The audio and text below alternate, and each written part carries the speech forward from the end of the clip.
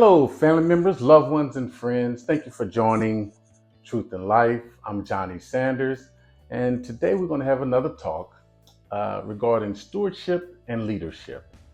And I want to just share with you what my standards and what I stand for, and also what I think would help benefit you as you govern all that you have accordingly. But first, let me just ask, please click on the like and subscribe so we can continuously grow this channel. And of course, share this content with many others and help many others. All right. So with that being said, stewardship. What is stewardship? Stewardship is a practice committed to ethical care and value that embodies the responsibility of planning and managing the resources that you have in your possession. Okay? Stewardship is also the ethical responsibility of managing and utilizing resources, thoughtful resources that will be used effectively throughout the usage.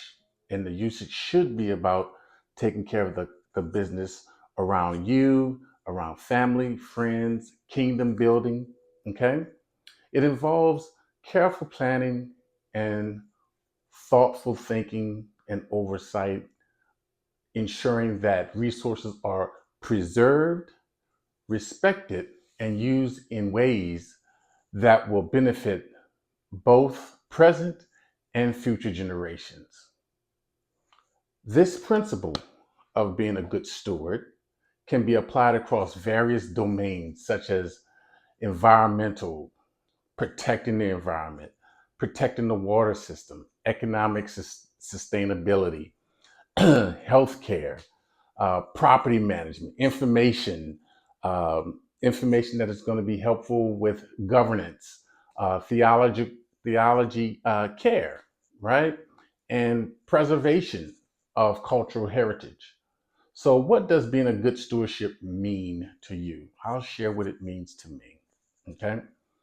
Uh, Stewardship, being a good steward, is also being a good leader. All right.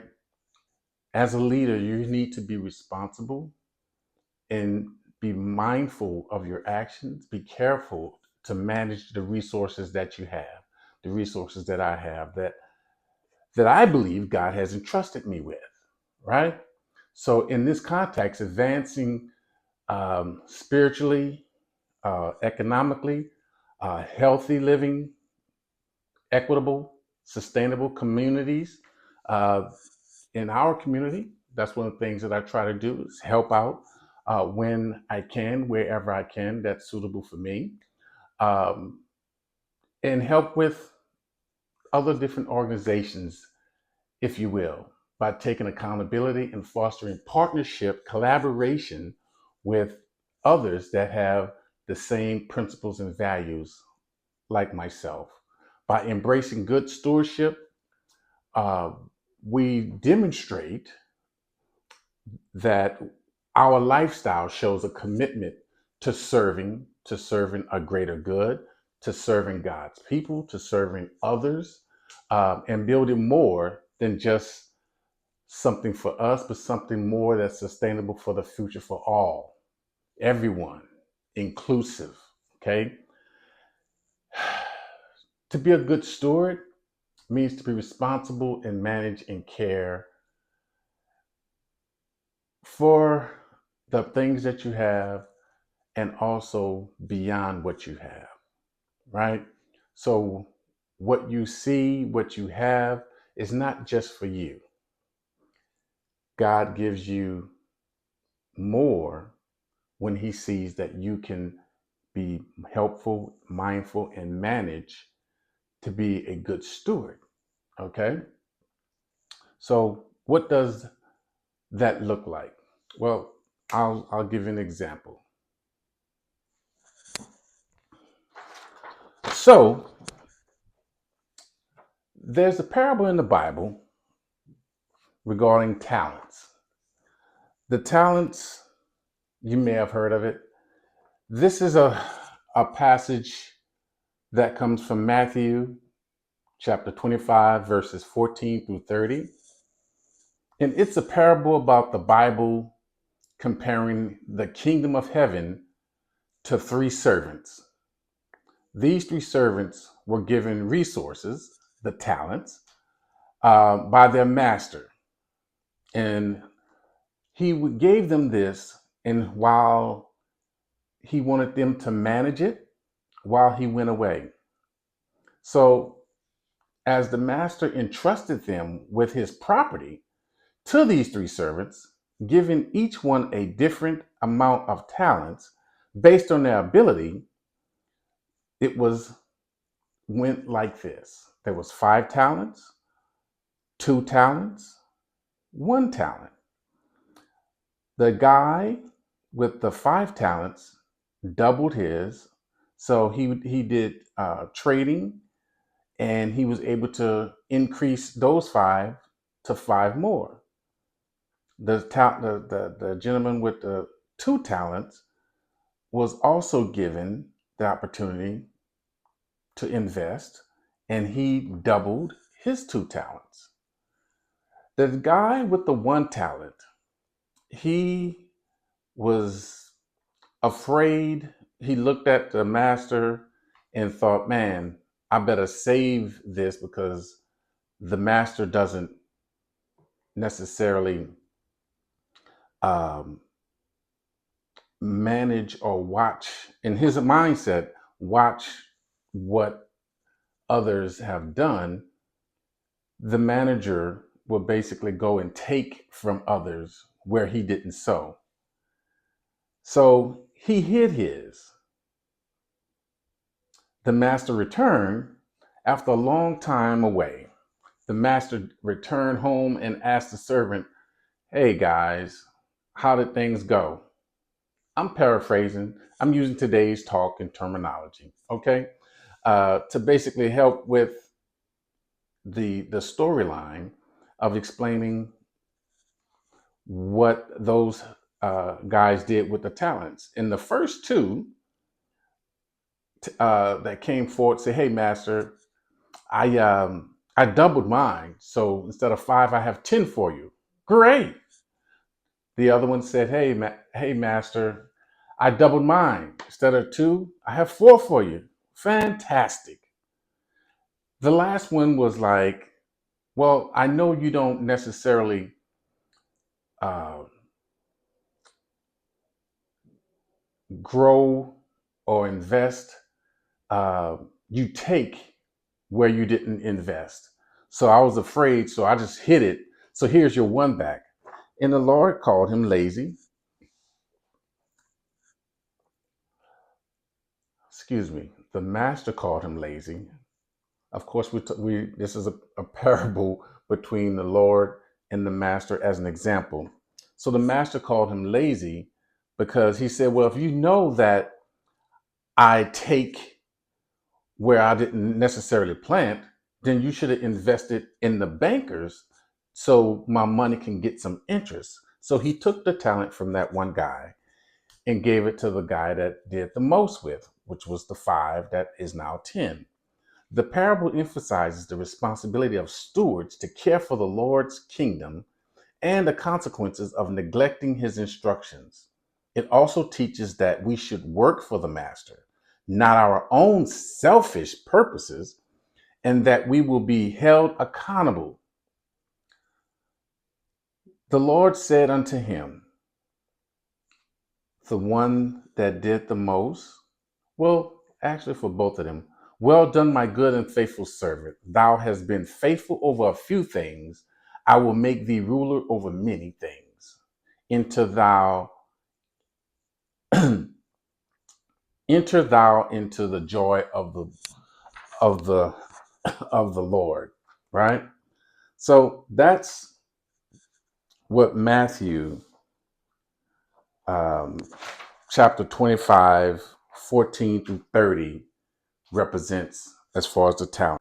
So the resource management is basically using financial natural abilities to basically manage personal resources efficiently and avoiding the waste. Okay. This could involve basically managing money wisely, being conservative, conserving certain environmental aspects, making sure that the time and energy that is spent will be productive. Okay. Now, as a leader in leadership, we take responsibilities for guiding others with a sense of care and purpose, right? So, good stewardship fosters teamwork, collaboration, mutual respect to achieving a collective goal. That's good leadership. You're not trying to do it by yourself. All right. What is ethics and integrity? That's another huge one for me, right? So, acting with honesty and fairness in all endeavors, ensuring that decisions benefit others and not just yourself. So, when you look at all these put together, you think on long term vision. Back to the parable. The long term vision, the long term investment is focusing on sustainable practices. You know, it's got to be a practice, something that you do repetitively, that you get into a good habit that is going to protect the nature resources for future generations. Again, not just for yourself, but for others and for those that are connected with you, like your family and your friends. Whether that applies to environment, finances, relationships, this is going to help improve basically the world overall. Being a good steward is about more than just managing resources, it's fostering relationships, making ethical decisions, creating positive impacts to help everyone over time. And I say everyone because that's so many people are selfish these days that they think only of themselves and for themselves. So, what does the Bible say about a good stewardship? Biblical concepts. What is that? Stewardship in the Bible often refers to caring for people, animals, land, plants, gardening, resources that God has created.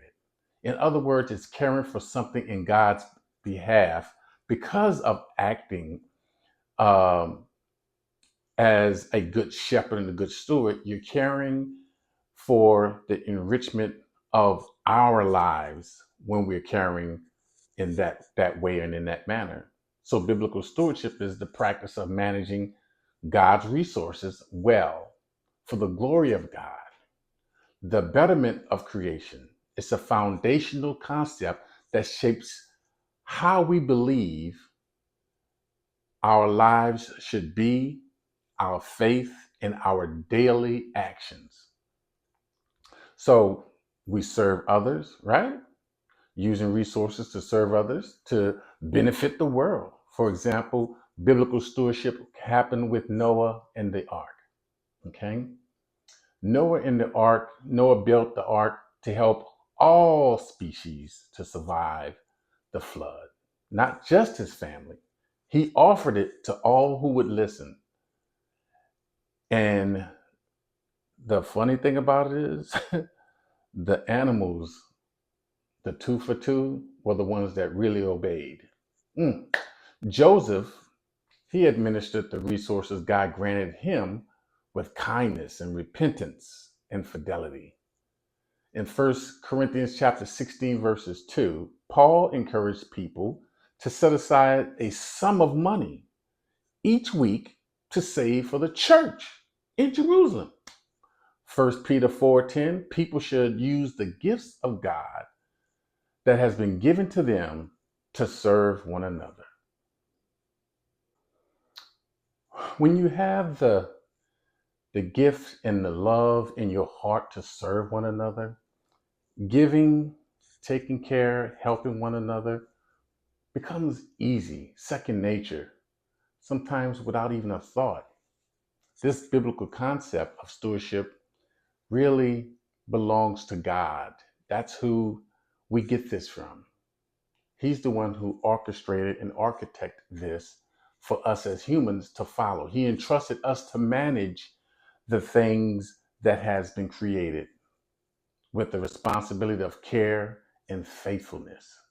It reflects a fundamental belief that we care about one another, we care about others, and we're good caretakers and or good stewards of the resources, the gifts, the responsibilities, the monies that God has given us. This idea of stewardship is really a woven throughout scripture principle, calling believers to live with accountability, generosity, and a sense of purpose, right? So God owns everything. Psalms 24, verse 1, it is written, the earth is the Lord's and everything in it, the world and all who live in it. This emphasizes that everything we have, whether material, possessions, talents, or even our lives, belongs to God. As stewards, we are entrusted with managing his resources, not as our own, not only as owners, but as caretakers, to take care of it, to also to be utilized and given away. The responsibility to manage well, God also has scriptures for that, right? And that's again, Matthew 25, verse 14 through 30, the parables of the talents, as I've shared. Jesus teaches the importance of managing what we've been given wisely and effectively. The servants who increased their master's wealth were rewarded, while one who buried it was basically condemned. The expectations that the stewards are to actively use the gifts, actively use the gifts and resources for the good of God's kingdom and using those resources wisely. Okay? Using it wisely also produces what? Accountability. So, as a good steward, we're accountable to God, we're accountable to others for how we use what He has entrusted us with. In Romans chapter 14:12 is written, so then each of us will give an account of ourselves to God, whether it involves managing our time, money, or our environment. Biblical stewardship means that one day, we will stand before God and account for how faithful and responsible we have been and how we handled God's resources, all of them. Generosity. Stewardship in the Bible calls for generosity. We are blessed to be a blessing to others. You've heard that before? Do you believe that? If so, Paul writes, whoever sows sparingly will also reap sparingly, and whoever sows generously will also reap generously.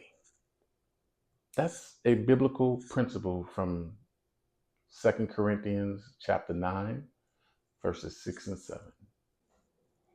Another is care for creation, right? Caring for creation. From the beginning, God created the heavens and the earth. He created and made mankind and charged us as humans to care for it. Go back to Genesis chapter 2 and read that chapter. The Lord God took the man and put him in the Garden of Eden to work it and to take care of it. From this aspect of stewardship,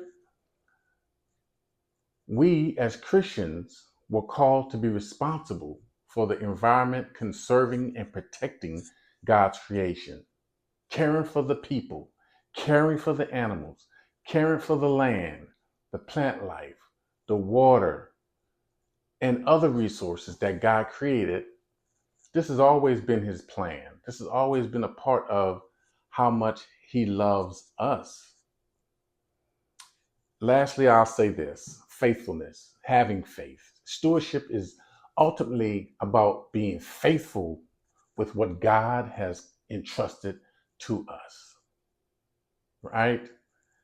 In 1 Corinthians chapter 4, verse 2, now it is required that those who have been given a trust must prove faithfully. This speaks to the importance of diligence and integrity in fulfilling our roles as stewards of God's resources. So, from a biblical standpoint and perspective, stewardship is about recognizing God's ownership of everything. Remember, He owns everything. Everything that you can think of, everything that you can touch, everything that you can use, everything that you can cash, spend, grow, drink, smell. He owns all of that. And that's amazing, right? And it's a gift to us. And we have to use these gifts wisely, living in a way that honors Him through responsible management, generosity, caring for others, and creation. It calls believers to live with a purpose, knowing that their stewardship is an act of worship to serve God, our Father and our Creator. So I'll leave that with you as far as try to be a good steward with what you have. And stewardship, generosity, and care, loving God and loving others. Be good. Let's dare to be great. Thank you for joining me.